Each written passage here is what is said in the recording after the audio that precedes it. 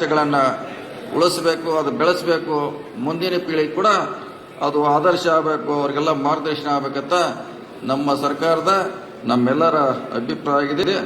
ಆ ನಿಟ್ಟಿನಲ್ಲಿ ಜಯಂತಿ ಆಗಬೇಕು. ಈ ಜಯಂತಿ ಅಂದರೆ ಕೇವಲ ಜಯಂತಿಗೆ ಸೀಮಿತ ಆಗದೆ ವಾಲ್ಮೀಕಿ ಅವರ ಬರೆದಿರುವಂಥ ಎಲ್ಲ ಅಂಶಗಳನ್ನು ಕೂಡ ಇವತ್ತು ಸಮುದಾಯಕ್ಕೆ ತಿಳಿಸುವಂಥ ಪ್ರಯತ್ನ ಈ ವಾಲ್ಮೀಕಿ ಜಯಂತಿ ಮುಖಾಂತರ ಆಗಬೇಕಂತ ನನ್ನ ವಿನಂತಿ.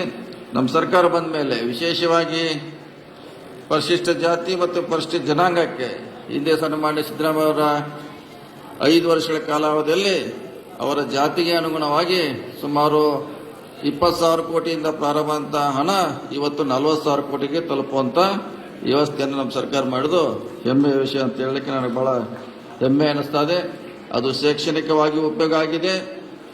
ಸಮುದಾಯ ಭವನಗಳಿರ್ಬೋದು, ಅವರ ಜಮೀನು ಕೊಳ್ಳುವಂಥ ಕಾರ್ಯಕ್ರಮ ಇರಬಹುದು, ವಿದೇಶಗಳಲ್ಲಿ ಓದುವಂಥ ಕಾರ್ಯಕ್ರಮ ಇರೋದು, ಹಲವಾರು ಅವರ ಸರ್ವಾಂಗೀಣ ಪ್ರಗತಿಗೆ ಈ ಹಣವನ್ನು ವ್ಯಯ ಮಾಡ್ತಾ ಇರೋದು ನಮ್ಮ ಸರ್ಕಾರದ ಸಾಧನೆ ಅಂತ ಹೇಳಲಿಕ್ಕೆ ನನಗೆ ಬಹಳ ವಿಶೇಷವಾಗಿ ಹೆಮ್ಮೆ ಅನಿಸ್ತಾ ಇದೆ. ಈ ಸಂದರ್ಭದಲ್ಲಿ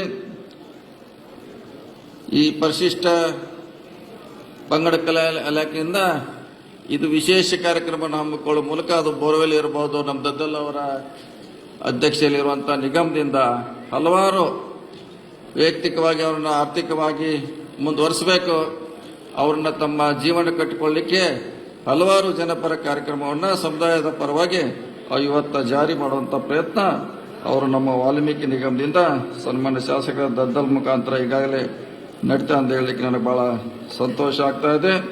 ಜೊತೆಗೆ ಈ ಸಾರಿ SCP TSP ಹಣವನ್ನು ಹೊಸ ಯೋಜನೆಗಳನ್ನ ಮಾಡಬೇಕು, ಈ ಸಮುದಾಯವನ್ನು ಇನ್ನೂ ಮುಖ್ಯವಾಹಿನಿಗೆ ತರಬೇಕಂತ ವಿಶೇಷವಾಗಿ ನಮ್ಮ